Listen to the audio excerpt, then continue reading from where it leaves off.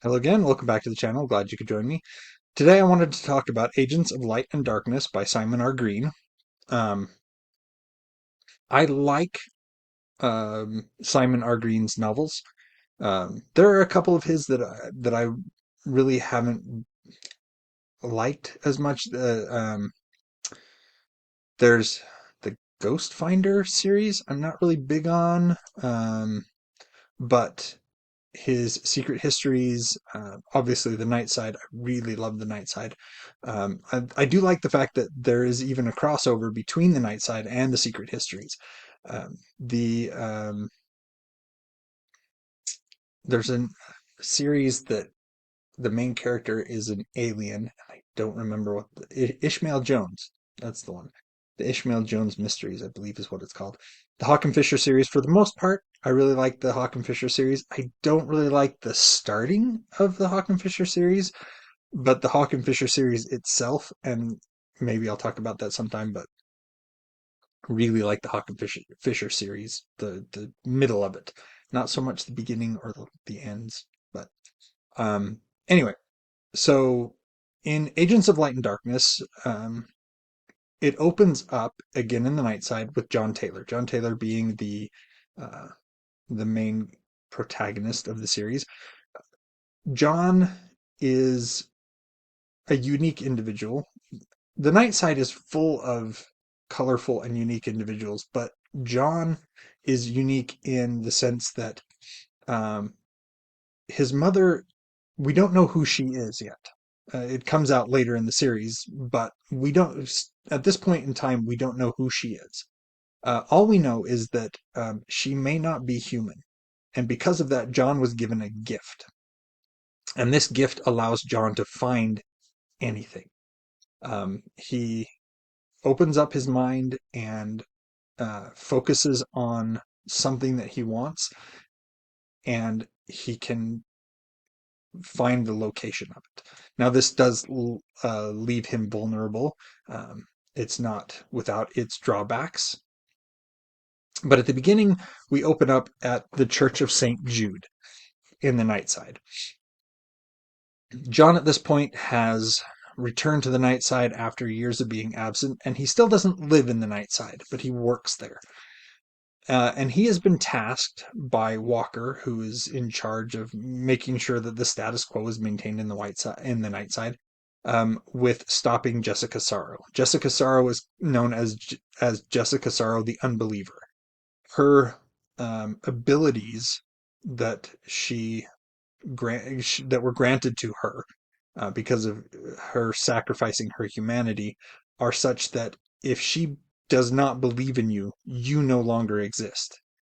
Um, and there is something she's searching for, and she's looking for it in the Night Side, and everywhere she's going, things are disappearing because she is trying to find this thing, and she runs up against people and entities that are trying to in the most in the best sense, that they are trying to protect themselves. Um, and John uses his gift to find out what she's looking for and stop her.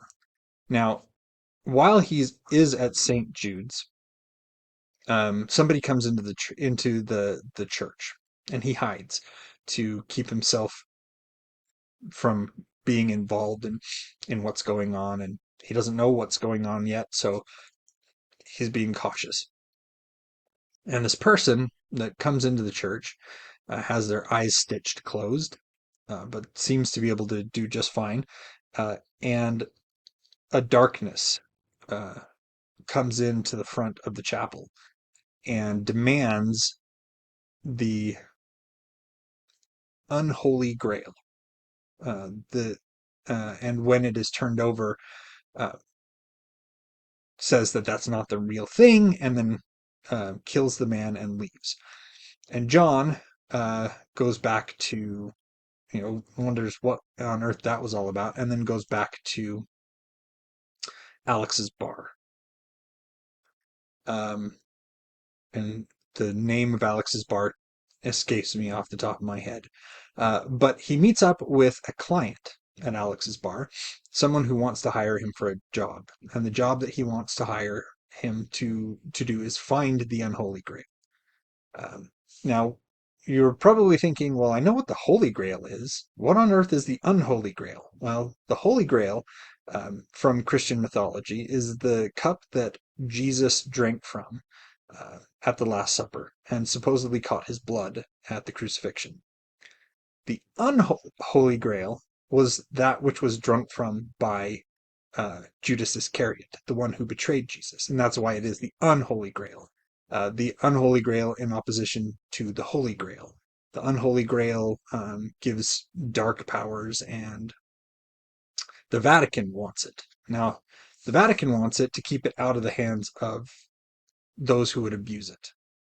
Um, they want to make sure that it stays safe and that the power does not get used in any way, shape, or form, and that the world, by extension, is safe from the unholy grail. John can't turn down the fee. Um, he's offered, if I remember right, £250,000. This does take place in England, so £250,000 to find the unholy grail. And he goes and picks up Shotgun Susie. Now, Shotgun Susie came up in the previous novels, and she does end up becoming John's, kind of sidekick on a lot of these cases that he goes on. Shotgun Susie is another colorful character from the Night Side. She's a bounty hunter, and as long as the money is good, she'll hunt just about anyone. And most people are so afraid of her that they run away when faced with Shotgun Susie rather than uh, actually stand and fight. Uh, Her reputation is that she's tough as nails, and she would sooner kill you than look at you. But she does have a soft spot for John, so she ends up going on this adventure with him. Um, it's a fun book. Um, I really do enjoy reading Simon R. Green. I do like The Night Side and a lot of his other stuff. Um, However, that being said, there are some, um, oh, what's the word I'm looking for here? Some criticisms. That's what I wanted to say. There are some criticisms to um, Agents of Light and Darkness, and this extends, in my opinion, to a lot of Simon R. Green's work. There's a lot of sameness between the books, a lot of sameness between even the series. One thing that John um, says quite frequently is that he opens up his inner eye, his private eye, and then it was the easiest thing in the world to, et cetera, et cetera, et cetera. And so that comes up over and over and over again. Not that it's a problem that it comes up, but just I want to recognize that there is this certain amount of sameness in that, and maybe it's a deliberate motif that Simon R. Green was injecting into the novels, but because he uses it all the time, the novels can seem to blur into one another.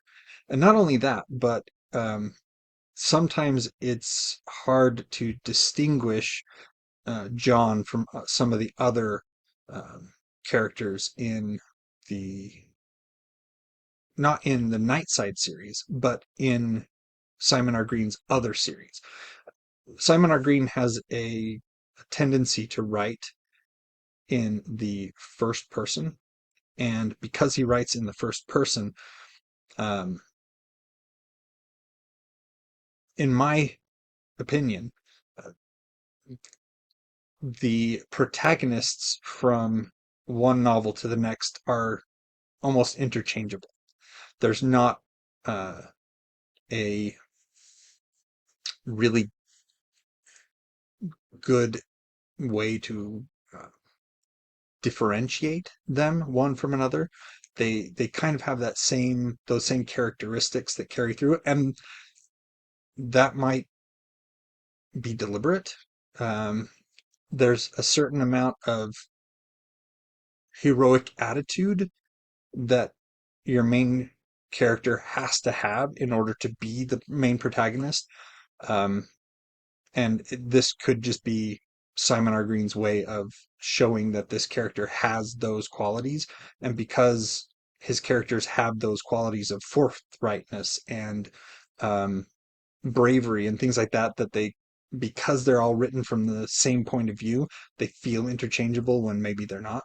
Um, I think this is one of the reasons why I tried to read the Flashman novels by MacDonald, and found them absolutely terrible. I couldn't, and I read the first one, but I can't read any more of them. I hated Flashman. Um, and maybe the reason I hated him was because he was a reprehensible character.